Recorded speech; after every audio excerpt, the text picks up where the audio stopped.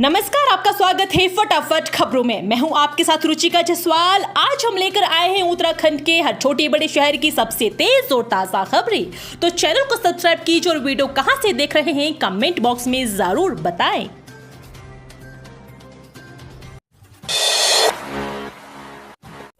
100 unit तक बिजली खर्च पर मिलेगी 50% सब्सिडी। धामी का ऐलान, 11.50 लाख उपभोक्ताओं को मिलेगा फायदा। मुख्यमंत्री पुष्कर सिंह धामी ने अपने जन्मदिन पर राज्य के निर्धन विद्युत उपभोक्ताओं को बड़ी राहत दी। अब 100 यूनिट तक विद्युत खर्च करने वाले उपभोक्ताओं को 50% सब्सिडी मिलेगी।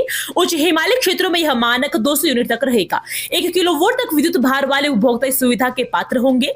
प्रदेश के लगभग 11.50 लाख उपभोक्ता इस योजना से लाभान्वित होंगे। मुख्यमंत्री धामी ने अपने जन्मदिन पर मुख्य सेवा सदन में हुए कार्यक्रम में यह घोषणा की। उन्होंने ऊर्जा निगम की गढ़वाल और कुमाऊं क्षेत्र में केंद्र पोषित RDSS योजना के अंतर्गत 16 लाख स्मार्ट मीटर की स्थापना के कार्य को शुरू किया। खिलाड़ियों के लिए खुशखबरी, उधम सिंह नगर, नैनीताल सहित उत्तराखंड के 4 जिलों में होंगे राज्य ओलंपिक खेल। राज्य ओलंपिक खेल के इवेंट और स्थान की घोषणा कर दी गई है। इस बार उधम सिंह नगर सहित देहरादून, नैनीताल व हरिद्वार में ये आयोजन होंगे। उधम सिंह नगर में एथलीट के साथ ही इंडोर व नैनीताल जिले में गोल्फ, साइकिलिंग सहित 6 खेल होंगे, जबकि देहरादून में शूटिंग व हरिद्वार में स्क्वैश तथा ट्रायथलॉन इवेंट होंगे। इस बार काइकिंग, कैनोइंग, गोलर भोज के बजाय नैनीताल जिले में कराए जाएंगे। काशीपुर में modern pentathlon, police line, Rudraprayag में कुश्ती सहित 3 इवेंट और पंतनगर स्पोर्ट्स स्टेडियम में एथलेटिक का आयोजन होगा। सीएम ने किया स्वच्छता ही सेवा कार्यक्रम का शुभारंभ। क्रॉस कंट्री मैराथन दौड़ का भी फ्लैग ऑफ। स्वच्छता ही सेवा 2024 कार्यक्रम की शुरुआत करते हुए मुख्यमंत्री पुष्कर सिंह धामी ने कहा कि राज्य में 5,37,000 से अधिक शौचालय विहीन परिवारों के लिए शौचालयों का निर्माण किया गया है। उन्होंने कहा कि भारत सरकार के पर्यावरण मंत्रालय द्वारा राष्ट्रीय स्वच्छ वायु कार्यक्रम के अंतर्गत देश के 5 सबसे अच्छे शहरों में देहरादून का शामिल होना गौरव की बात है। मंगलवार को देहरादून के परेड मैदान में सीएम धामी ने स्वच्छता ही सेवा 2024 कार्यक्रम में प्रतिभाग करने के साथ ही क्रॉस कंट्री मैराथन दौड़ को फ्लैग ऑफ कर रवाना किया। इस दौरान सीएम धामी ने उपस्थित सभी लोगों को स्वच्छता की शपथ दिलाई और एक पेड़ मां के नाम के अभियान के अंतर्गत पौधारोपण भी किया। दूसरे चरण की यात्रा ने पकड़ी रफ्तार। बद्रीनाथ हाईवे सुधारने की सुस्त चारधाम यात्रा का दूसरा चरण शुरू हो चुका है। बरसात कम होने के साथ ही यात्रा ने रफ्तार पकड़नी शुरू कर दी है, लेकिन बद्रीनाथ हाईवे सुधारने का काम सुस्त चला रहा है। गोचर से लेकर बद्रीनाथ तक 1 दर्जन से अधिक जगह पर हाईवे बदहाल है, जो धाम जाने और वहां से आने वाले यात्रियों की कड़ी परीक्षा लेगा। 84 कुटिया को संवारने के लिए DPR पर काम शुरू। पर्यटकों के लिए बनेगा आकर्षण का केंद्र। ऋषिकेश में महर्षि महेश योगी का आश्रम 84 कुटिया को पर्यटन के लिए विकसित करने के लिए DPR पर काम शुरू हो गया है। पर्यटन विभाग कंसल्टेंट के माध्यम से DPR बनाई जा रही है, जिसके बाद वन विभाग की सहमति से पर्यटन विकास कार्य किए जाएंगे। महर्षि योगी ने वर्ष 1961 में 7.5 हेक्टेयर भूमि पर आश्रम बनाया था, जिसे 84 कुटिया के नाम से जाना जाता है। शासन ने तय किया बस्ते का वजन, फिर भी नहीं हुआ कम। 10 से 12 किलो भार लेकर स्कूल पहुंच रहे छोटे बच्चे। शासन ने सरकारी और निजी विद्यालयों के छात्र छात्राओं के बस्ते का वजन तय करते हुए इस संबंध में निर्देश जारी किया, लेकिन निर्देश जारी किए 1 महीना होने को है। इसके बाद भी छोटी कक्षाओं के बच्चे 10 से 12 किलो के बस्ते लेकर स्कूल पहुंच रहे हैं। शिक्षा उप निदेशक कमला बड़वाल के मुताबिक इस संबंध में सभी जिलों को निर्देश जारी किए गए थे। इसके बाद भी बस्ते का वजन कम नहीं हुआ तो इस संबंध में फिर से निर्देश जारी किया जाएगा। शिक्षा सचिव रविनाथ रामन ने पिछले महीने 20 अगस्त को बस्ते के वजन को कम करने के संबंध में शिक्षा महानिदेशक को लिखा था। आयोग ने शुरू किया स्कूलों का सर्वे, नवंबर तक आएगी रिपोर्ट, इस वजह से लिया जा रहा है फीडबैक। कल्याण आयोग ने शिक्षा में सुधार के लिए प्रदेश भर के सरकारी स्कूलों का सर्वे शुरू कर दिया है।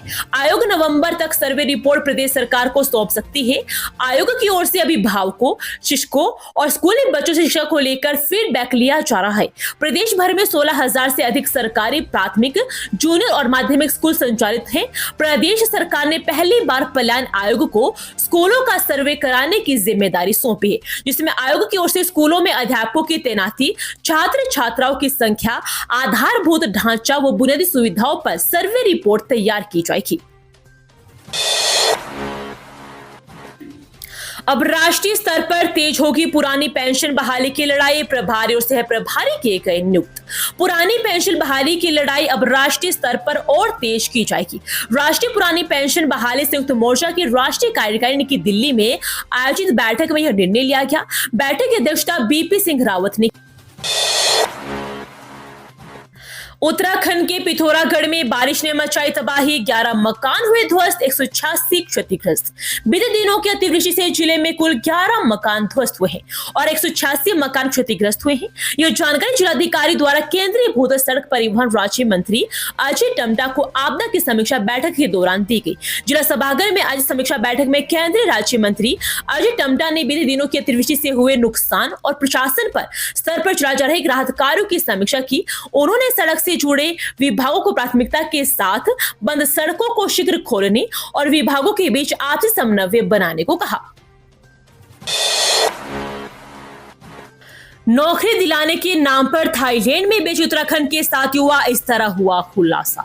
नौकरी दिलाने के नाम पर उत्तराखंड के 7 युवाओं को थाईलैंड में बेचने वाले गुजरात के पोरबंदर निवासी अभियुक्त को गिरफ्तार कर पुलिस चंपावत ले आई है। खटीमा निवासी उसका साथी दुबई भागने में सफल रहा है। शुरुआती जांच में सामने आया है कि गिरोह ने चंपावत, उधम सिंह नगर व देहरादून के 7 युवाओं में से प्रत्येक का 10,000 थाई बाट में सौदा कर दिया था। हैवान बना जीजा, नाबालिग साली को डरा धमकाकर 6 महीने तक किया दुष्कर्म, गर्भवती हुई पीड़िता। जीजा ने नाबालिग साली को डरा धमकाकर 6 माह तक दुष्कर्म किया।